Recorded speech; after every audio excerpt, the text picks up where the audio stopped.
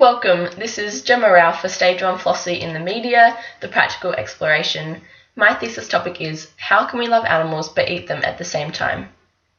People consider themselves to be animal lovers, but every night they sit down to a delicious dinner of roast lamb or chicken alfredo or pork crackling. They love animals, yet they always seem to have dead ones coated in gravy on their plate. This begs the question, do they really love animals? Or do they only love the cute little kittens and rabbits that cannot be associated with the carcass frying in their pan? Many excuses are given to defend the unjustified harm humans place upon animals.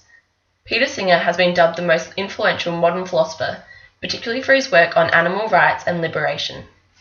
His ideas of moral animal treatment fall into utilitarianism and speciesism, the concept of the greatest good for the greatest number being the only measure of ethical behaviour, and the latter equalizing the interests of all sentient beings. He dissects the idea of human supremacy, non-human oblivion, and society norms to promote the adoption of veganism and moral behaviour. Saying that animals don't know what is coming is just a personal justification of wrongdoings to feel better about oneself. I am not a chicken, and I assume that you, the listener, also aren't a chicken. Therefore, neither of us can possibly know the thought process of a chicken. Even if they cannot have complex emotions, all animals are born with the instinct to seek food and water, protect themselves, and procreate.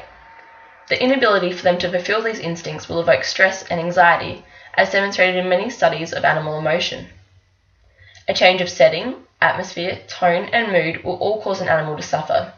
Therefore, the depth of animal emotion cannot be used as an excuse when evaluating if animals are aware of their future death, as any inflicted form of suffering is morally wrong despite the magnitude of the pain. Carnivores have preferences of meat based purely on their culture, with no reason as to why one animal deserves to die more than another. The mere thought of eating dog will make most people gasp, but it is common in China.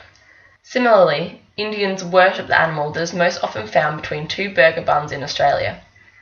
Over time, different humans have chosen which animals they believe to be worthy in society. For Australians, cats and dogs make great pets. All other animals are just tasty. Daisy, the old farm dog, has just died. She should be buried and mourned. A pig has just been shot on a farm and cut into strips of bacon. He should be eaten. No matter the animal, the harm we are placing on them, quote, should be enough to make it wrong given that we are doing this just because we like a certain kind of food, end quote, Peter Singer, 2010. Humans' dietary choices are based on their oblivion, with no real reason to suggest why one being is more worthy of life than another. The fact that humans have been consuming animals for hundreds of years provides no logical reason for it to keep happening in the present day. People use past choices to justify their current behaviour. Our earliest ancestors hunted animals to eat and used their fur for warmth, but that was a necessity for them. Without doing so, they wouldn't have survived. In the modern day, there is an abundance of easily accessible food to eat that is not another being's flesh. The fact is, humans no longer need meat to survive. If an unnecessary practice, such as killing animals for meat, causes harm, then that practice is morally wrong. In 2020, humans need not kill animals, so they are continuously ending lives for their own unjustified benefit. On the contrary, as much as every being's interest should be recognized, it is unrealistic to save and protect every life in order to be morally right. Cats and ants both reserve the right to live, but it is tragic to kill one and unnoticed to squash the other. There must, at some point, be a line drawn.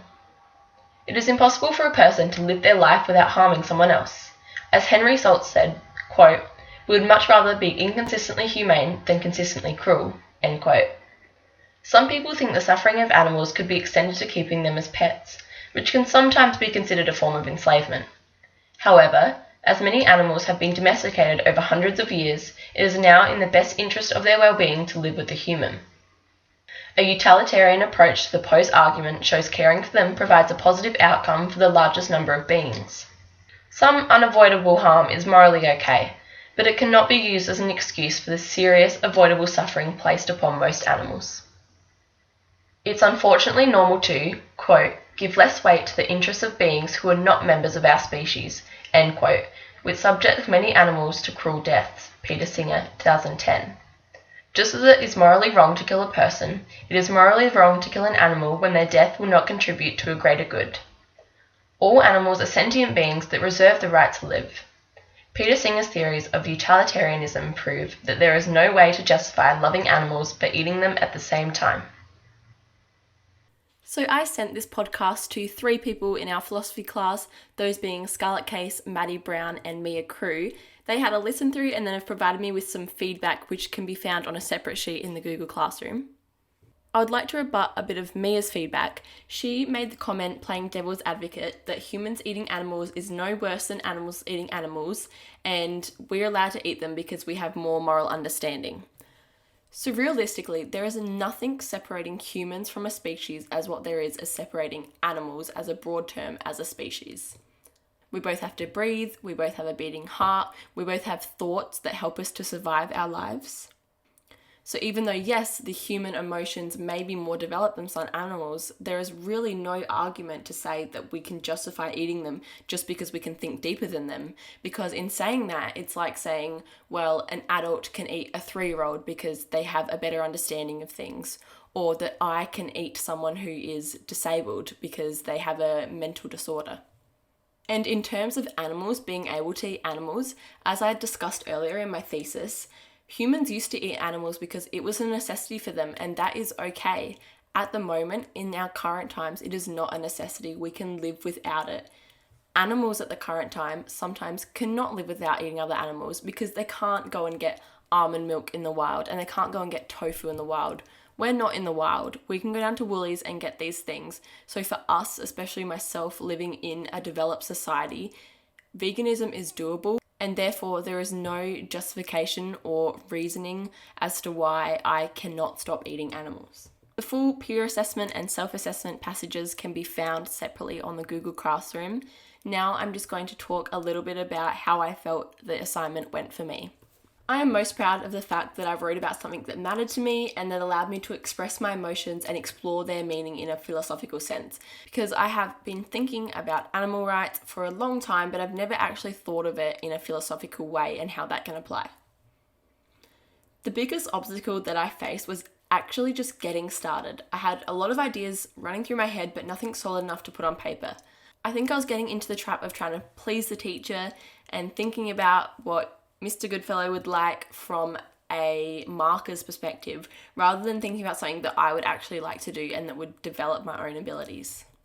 The most valuable thing that I learnt from my peer feedback is how I need to express my opinions but still be inviting of other opinions. I need to make sure I continue to acknowledge alternate views even if I don't believe them myself, because a good philosopher cannot just forcefully place their ideas, they have to consider all directions and all arguments.